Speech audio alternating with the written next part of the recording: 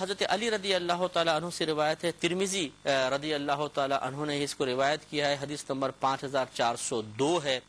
حضرت علی رضی اللہ تعالیٰ عنہ کہتے ہیں کہ نبی کریم صلی اللہ علیہ وسلم نے ارشاد فرمایا کہ بے شک جنت میں ایک بازار ہے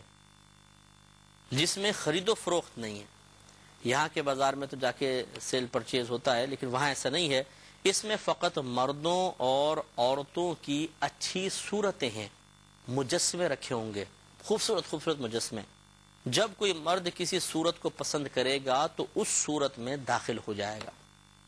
یہ ایک طویل حدیث مزید بھی ہے، اس کی وضاحت میں جو یہاں نہیں ہے، کہ ایک آدمی جنتی گزرے گا بازار سے تو ایک مجسمہ کھڑا ہوا نظر آئے گا، بہت ہی خوبصورت ہوگا، تو اس کے دل میں ایک تمنا بیدار ہوگی کاش میری صورت ایسی ہوتی، بس یہ سوچے گا ایک دم اسی شکل میں بدل جائے گا۔ اور ایسا نہیں ہے کہ اب گھر میں جائے تو لوگ گھر والے کہیں او بھائی کون آ رہے ہو اجنبی، باہر نکل جاؤ، بلکہ اللہ تبارک و تعالیٰ گھر والوں کو بھی الہام فرما دے گا، وہ اس کو فوراً پہچان جائیں گے، بھائی تم تو بہت خوبصورت ہو کر آ گئے۔ وہ جواب دے گا کہ میں جنتی بازار میں گیا تھا، وہاں اللہ تعالیٰ نے کرم فرمایا۔ تو مردوں کی صورتیں بھی ہیں، عورتوں کی بھی۔ اس کا مطلب یہ ہوا یہاں ذکر تو سرکار نے صرف مرد کا کیا کہ مرد جب کسی صورت کو پسند کرے گا اس کی شکل ویسی بنا دی جائے گی، لیکن چونکہ عورتوں کے مجسمے بھی رکھے ہوں گے، لہذا عورتوں کو بھی یقیناً اس چیز کا اذن ملے گا کہ وہ جس صورت کو پسند کرنا چاہیں کریں، اللہ تبارک و تعالیٰ ان کی صورت کو ویسے ہی بدل دے گا۔ لہذا اس سے ایک اور وسوسے کا جواب بھی ہو گیا۔ بعض اوقات ایسا ہوتا ہے کہ شوہر کو بیوی کی صورت پسند نہیں آتی، دنیا کی بات کر رہا ہوں۔ بعض اوقات بیوی کہتی ہے تمہاری تو شکل مجھے بالکل اچھی نہیں لگتی ہے، تو پھر وہ سوال بھی کرتی ہیں یہ ہمارے ساتھ ہوگا جنت میں، یہ شوہر کہتا ہے کہ یہ میرے ساتھ ہوگی جنت میں۔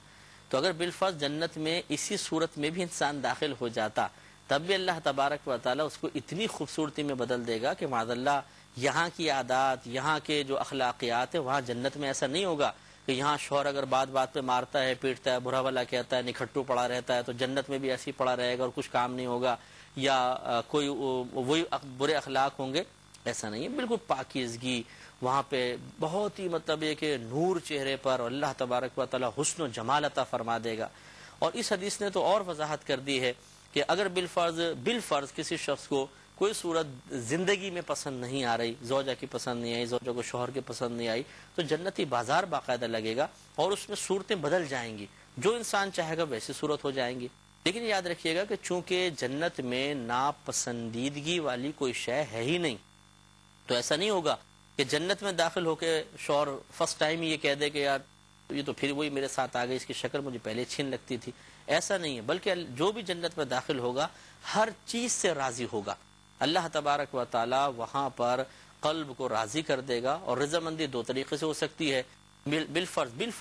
اگر دنیا کے اندر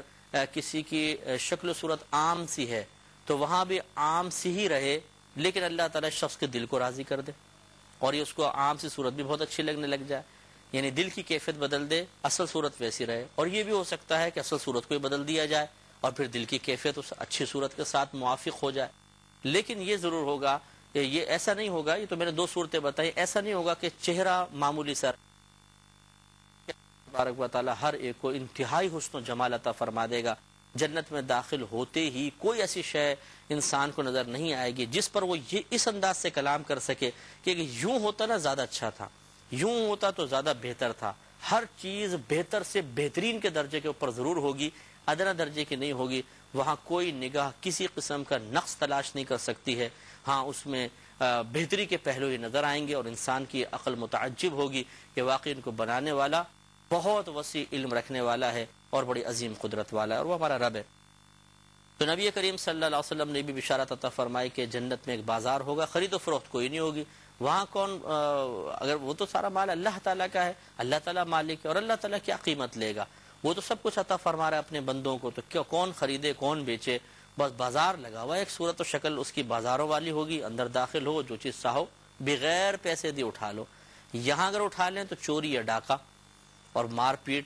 وہاں اگر اٹھا لیں تو اللہ تبارک و تعالیٰ کی طرف سے انعام، وہاں ہے ہی نہیں قیمت۔ تو اس لیے دنیا اور آخرت میں بہت بڑا فرق ہے۔ حضرت سعید بن مسیب رضی اللہ تعالی عنہ بڑے جلیل القدر تابعین میں سے ہیں، انہوں نے ایک حدیث کو روایت کیا ہے اور یہ خود آگے بیان کریں گے کہ میں نے حضرت ابو ہریرہ رضی اللہ تعالی عنہ سے ملاقات کی تو آپ نے اس حدیث کو میرے سامنے بیان کیا تھا۔ 5403 نمبر حدیث پاک ہے، اور یہ حدیث امام ترمذی نے اور ابن ماجہ دونوں نے اس کو نقل کیا ہے۔ طویل تھوڑی سی حدیث پاک ہے، جنت کے بازار کے بارے میں انشاءاللہ اس پر ہم کلام کریں گے، لیکن نیکسٹ پروگرام میں وآخر دعوانا ان الحمدللہ رب العالمین۔ میں بہک سکوں